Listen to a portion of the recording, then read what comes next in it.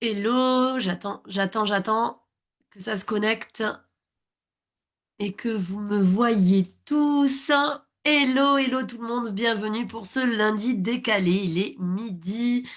Bienvenue à vous, nous allons parler aujourd'hui de la sensation de décalage chez le haut potentiel et je sais que ça vous concerne tous et toutes. Alors, je me mets également sur Facebook pour avoir vos commentaires.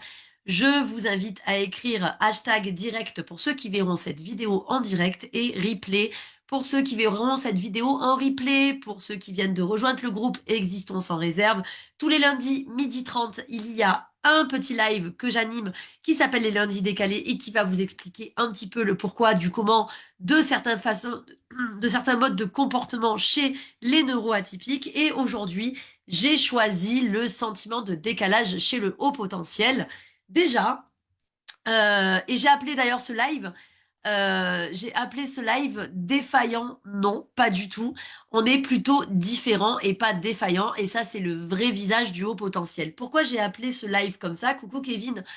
C'est parce que souvent les gens ont peur qu'ils soient eux un problème. Alors c'est bien de se remettre en question en se disant ok, qu'est-ce que je peux faire pour m'améliorer, mais par contre se dire toujours que le problème vient de moi, qu'est-ce que j'ai dit, qu'est-ce que j'ai fait de mal, quelque part tu te considères comme, attention, je vais prendre des gros mots, comme un monstre et du coup de toi-même tu vas en fait te sentir monstrueux, comme un alien, comme un extraterrestre, comme le mouton noir et de toi-même, tu vas faire un pas chassé sur le côté et te décaler par rapport aux autres. Donc déjà, coucou Pascal, salut Anto. Déjà là dans le chat, j'aimerais bien savoir parmi ceux qui sont présents, qui a l'impression de ne pas avoir les codes dans ses interactions sociales, qui a l'impression de errer dans un vide relationnel, c'est-à-dire de ne pas savoir comment faire passer son message et de se sentir de façon systématique en décalage par rapport à son entourage qui se sent touché par ça, qui se sent concerné par ça. Ça, c'est la première chose. La deuxième chose que je vais poser comme question, c'est est-ce que vous avez, quand vous vous sentez en décalage, la sensation d'être trop? C'est-à-dire être à côté de la plaque, être trop dans les sentimentales, être trop dans la sensibilité, ou alors être trop dans la volubilité et dans l'hyperactivité cérébrale. Peut-être que vous êtes trop rapide par rapport aux autres, notamment pour les TDAH qui sont également HPI, c'est-à-dire qu'on va avoir tendance à trouver les gens lents parce qu'on réfléchit très vite et des fois on manque de patience et donc on est trop pour les autres. Qui a cette sensation aussi? Je vous invite à écrire ça dans le chat parce que c'est toujours intéressant d'avoir les retours de votre part. Donc, déjà, remettons les pendules à l'heure. Être haut potentiel, ça ne veut pas dire je brille plus fort que les autres, je suis supérieur aux autres. J'ai vu beaucoup de personnes et j'ai eu beaucoup de personnes en appel qui, très modestement et par peur du manque d'humilité, n'osaient pas assumer pleinement leur potentiel.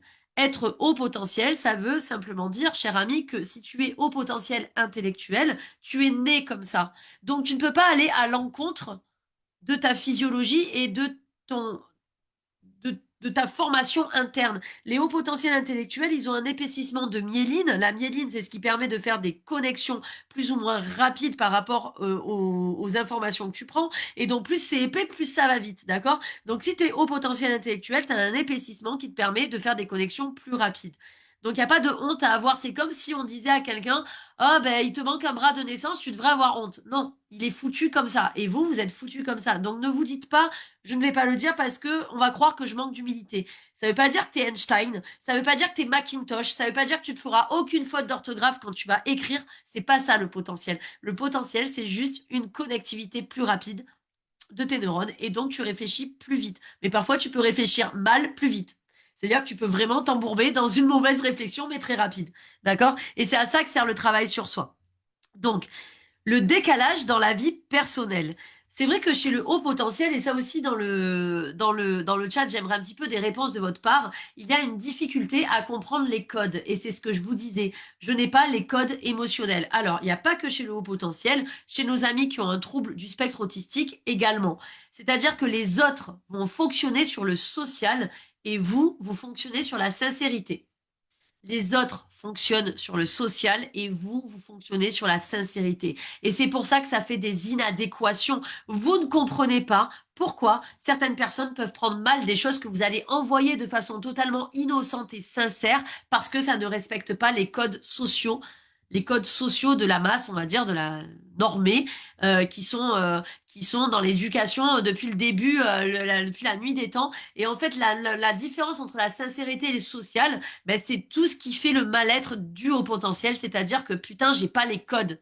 Pourquoi c'est mal pris alors que je suis moi, je suis quelque part dans une pureté d'esprit, je dis les choses comme elles viennent, comme je les pense, je dis les choses telles qu'elles sont.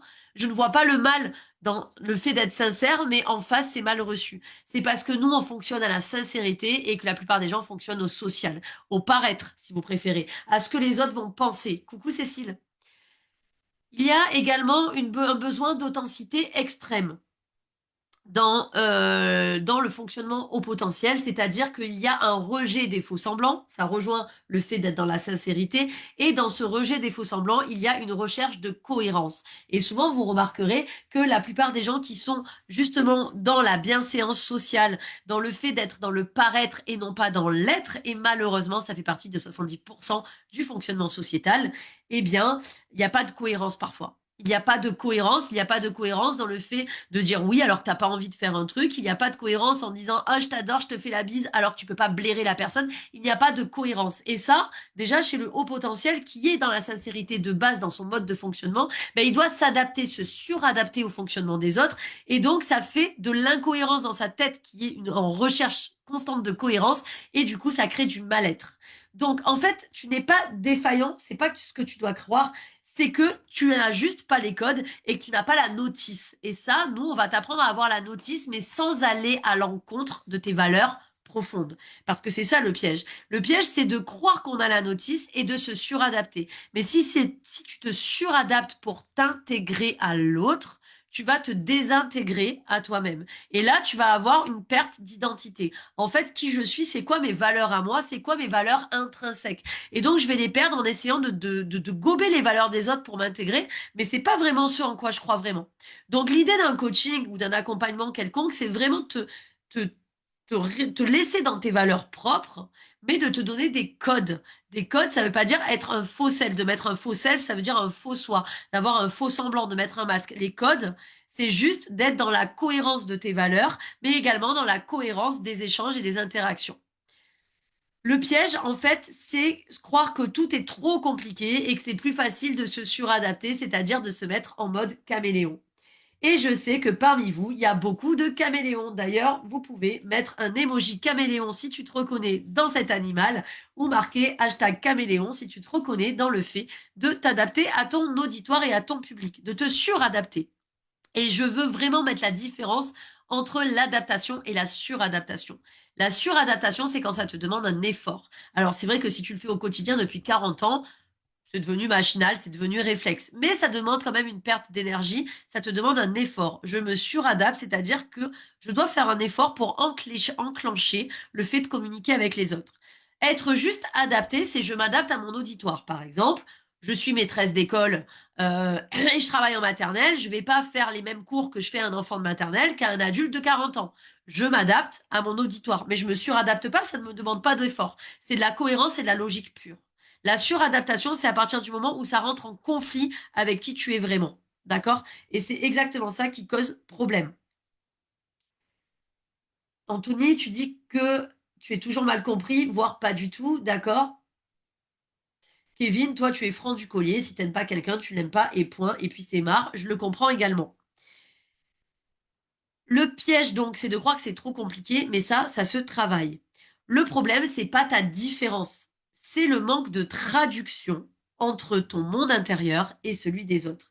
Le manque de traduction, c'est-à-dire, encore une fois, tu n'as pas les codes et c'est OK. Et du coup, tu ne sais pas faire passer le message. Et c'est d'autant plus frustrant parce que tu vas dire quelque chose qui va être super mal compris en face. Et en face, parfois, ça peut déclencher des conflits. Ça peut déclencher de l'agressivité. Ça m'a été tout le problème de ma vie. Parce que moi, ayant un HPI verbal avec un haut potentiel verbal et le TDAH, souvent on m'a pris pour quelqu'un d'incisif, d'agressif, alors que je le suis pas du tout. Mais comme j'avais tendance à répondre du tac au tac et à être très très très droite et directe sans prendre le temps, si tu veux, d'intérioriser ce qu'on me dit en face, parce que pour moi, les réponses paraissaient évidentes, eh bien, en face, parfois, ça pouvait créer de la friction en disant, oh, mais tu réponds de manière agressive, mais pas du tout. En fait, je réponds de manière simple et authentique. Mais voilà, ça peut créer effectivement de la friction. Et donc ça se travaille. Ça se travaille en coaching. En fait, c'est je me comprends moi, je communique avec moi et j'apprends à communiquer avec les autres. Par contre, je n'essaye pas de communiquer à tout prix avec les autres si moi déjà, j'ai du mal à faire le lien entre ma tête, mon cœur et mes tripes. Dans le monde professionnel, parlons-en du monde professionnel. Je pense que certains souffrent beaucoup du décalage dans le monde professionnel. D'ailleurs, il y a énormément de hauts potentiels qui se mettent en auto-entrepreneur pour n'avoir de compte à rendre à personne, qui galèrent dans le monde professionnel au niveau des interactions. Moi, ça a été une grande souffrance. Voire même, j'ai subi un petit peu de harcèlement au début quand j'étais infirmière. Donc, qui galère dans le monde professionnel et ne comprend pas d'où ça vient, tu peux commenter sous le live. Dans le monde professionnel, il peut y avoir des galères et aussi de la frustration parce que tu vas voir ce que les autres ne voient pas. C'est-à-dire qu'avec ton arborescence, ta pensée divergente qui fait des liens rapides avec toujours un temps d'avance, tu vas avoir des visions à long terme, tu vas voir venir des trucs avec une hyper lucidité qui, par les autres, va être perçue par comme trop rapide, ou tu prends trop de place, ou reste à ta place petit, on t'a pas demandé ton avis. Ça peut être également, ça peut susciter également de l'agressivité par jalousie ou par incompréhension ou parce qu'en fait tu fais un dépassement de fonction parce que c'est trop lent pour toi. Donc effectivement, l'hyper-lucidité, ben, c'est hyper efficace pour toi parce que ça te permet d'avoir un temps, deux temps, voire trois temps d'avance, mais ça crée de la friction, notamment au travail, dans les relations aux collègues. Surtout selon le poste que tu as. C'est-à-dire que si tu as un poste d'exécutant et que tu vois déjà trois, quatre trucs d'avance et que en fait ton manager il voit rien du tout, ça peut être hyper frustrant pour toi parce que justement ton potentiel est là, putain, et toi tu utilises que ça. Et c'est dommage, c'est fort dommage. Et ben voilà, tu vois Cécile, c'est ce que tu dis, tu en baves parce que tu te permets de dire les choses à tes supérieurs et ça a tendance à énerver. Voilà, tu vois, après, c'est encore une fois, c'est des codes sociaux qu'on n'a pas parce qu'on est dans la sincérité. Mais ça s'apprend sans se frustrer, c'est-à-dire faire les choses différemment. Et ça passe notamment par la communication assertive. La communication assertive, c'est faire valoir ses opinions, c'est-à-dire qu'on reste droit dans ses bottes et dans ses opinions, mais sans empiéter sur le bien-être et les valeurs et les opinions des autres. Il y a une façon d'apprendre à le faire. Il y a, dans un deuxième temps, le décalage dans le monde professionnel, et tu viens de mettre le doigt dessus, Cécile, le choc des codes, le code hiérarchique, les non-dits, le jeu politique, la perte de sens, c'est-à-dire que vous allez avoir un sens humain et les autres vont avoir, par exemple, un sens pécunier, et vous, ça va être à l'encontre de vos valeurs, donc il va y avoir un choc de code. Euh, Tu n'es pas fait pour entrer dans le code des autres. Tu es fait pour réécrire les tiens de façon à ce qu'ils soient adaptés aux autres. Attention, je répète cette phrase. Tu n'es pas fait pour entrer dans le code des autres parce que c'est pas les tiens et de toute façon tu n'y adhéreras jamais et ça va créer un grand mal-être chez toi. Mais tu vas devoir réécrire tes codes de façon à trouver une stratégie commune qui convienne à toi et au code des autres. C'est pas se suradapter parce que tu vas créer tes codes et tu vas les respecter. Tu vas juste les réécrire de façon à ce que ce soit entendu par les autres. D'accord? C'est s'adapter à son environnement. Et d'ailleurs, petite parenthèse, on va dire, euh, ouais, d'anthropologie, mais une espèce qui survit, et ça, tous les scientifiques le diront, c'est une espèce qui s'adapte, pas qui se suradapte. Une espèce qui survit est une espèce qui s'adapte. Donc forcément, tu vas réécrire tes codes en respectant tes valeurs, en ne te suradaptant pas, mais en t'adaptant à toi et à ce qui est demandé. Le secret, c'est ça. Après, c'est compliqué. C'est compliqué parce qu'il va falloir faire preuve de souplesse et de flexibilité. Et souvent, quand on est au potentiel et qu'on n'a pas l'habitude d'être dans l'éveil spirituel, je parle pas d'éveil spirituel perché, hein, je parle vraiment de coaching et de développement personnel, on a tendance à avoir un regard assez binaire. C'est noir ou c'est blanc. Ils sont avec moi ou ils sont contre moi. Et on a du mal à mettre de la justesse, à mettre de la nuance dans notre mode de fonctionnement. Et c'est exactement à ça que sert un coaching, notamment les coachings que nous on fait. On vous apprend à mettre de la justesse et de la nuance. Parce que la vraie puissance du haut potentiel, c'est d'arrêter d'expliquer ce qu'il est pour simplement le vivre pleinement, en s'intégrant pleinement, mais non en se suradaptant.